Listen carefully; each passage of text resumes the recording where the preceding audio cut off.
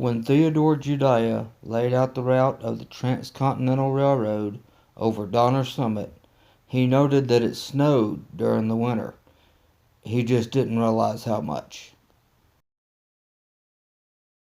Donner Summit gets 35 to 40 feet of snow on average per year, and sometimes the snowfall can reach 60 or 70 feet.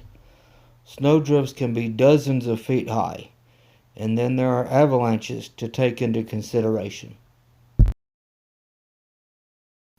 In January 1870, just a few months after the Transcontinental Railroad was completed, an avalanche covered and tore away hundreds of feet of track on the pass.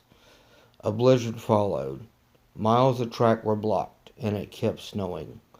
It would be 2 weeks before the line was open again.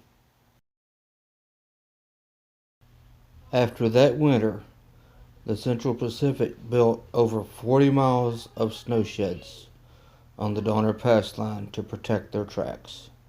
With that many miles of snowshed, crews were needed to maintain and repair them.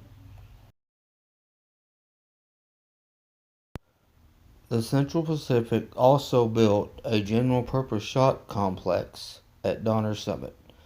The complex consisted of a 12-stall roundhouse with a 70-foot enclosed turntable. Since people lived here year-round, there was a general practice doctor, a company store, bunkhouses, a hotel for the men and their families, and a school for the children.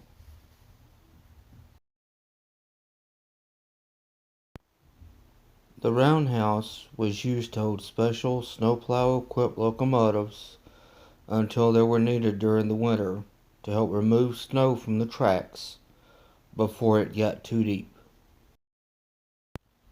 It also held locomotives that were used with the firefighting trains the Southern Pacific operated. These locomotives were equipped with extra pumps, water nozzles, and hoses. They were also ready to go 24 hours a day, 7 days a week, in case of fire. Since the snow sheds were made mostly of wood, this did occasionally happen. By the 1920s, the Donner Summit complex was showing its age, and the Southern Pacific decided to build a new operations center at Norden, California, 1.5 miles west of Summit. The new complex was made of concrete and had bunkhouses and a recreation area for the crews. The roundhouse and 70-foot turntable was replaced with a 120-foot steel turntable that was able to turn the cab-forward steam locomotives that were used as helpers to assist trains climbing the mountain. The new Norden Operations Center controlled all rail traffic across Donner Summit between Emigrant Gap and Truckee, California, a distance of 35 miles.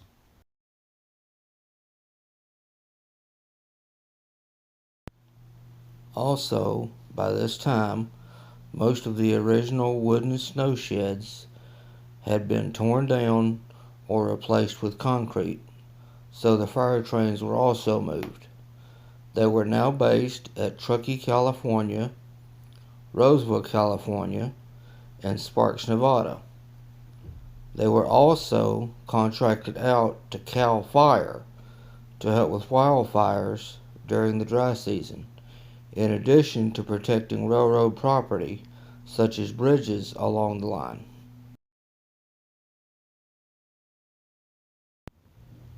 Over the years, the snowplow-equipped steam locomotives have been replaced by Jordan spreaders and diesel-powered rotary snowplows, which are based in Roseville, California, and Sparks, Nevada.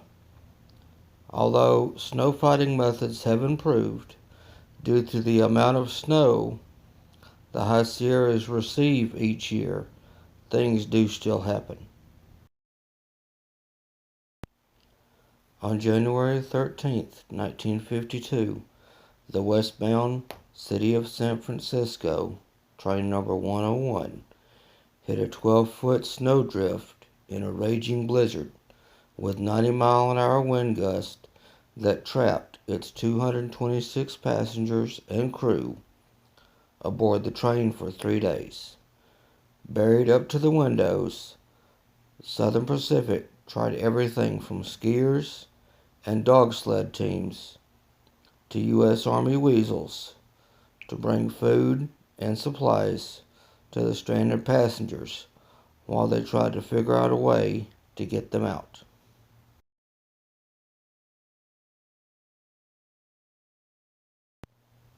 Finally, on January 16th, the blizzard had cleared and a safe route had been made so that the 196 passengers and 30 crew members could make their way 2 miles to the nearest road, where cars and buses carried them to the closest hotel. Most were able to walk, but some had to be carried out by stretcher because they were too old or frail to make the trip. As radio and satellite technology advanced, diesel locomotives became more commonplace and replaced the steamers. The large steel turntable was used less and less over the years, until most of the Norden complex was finally torn down in 1993, bringing a close to an interesting part of Sierra Nevada railroad history.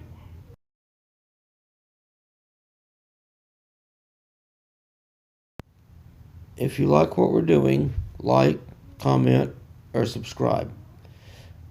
You can also support us on Patreon. Every little bit helps.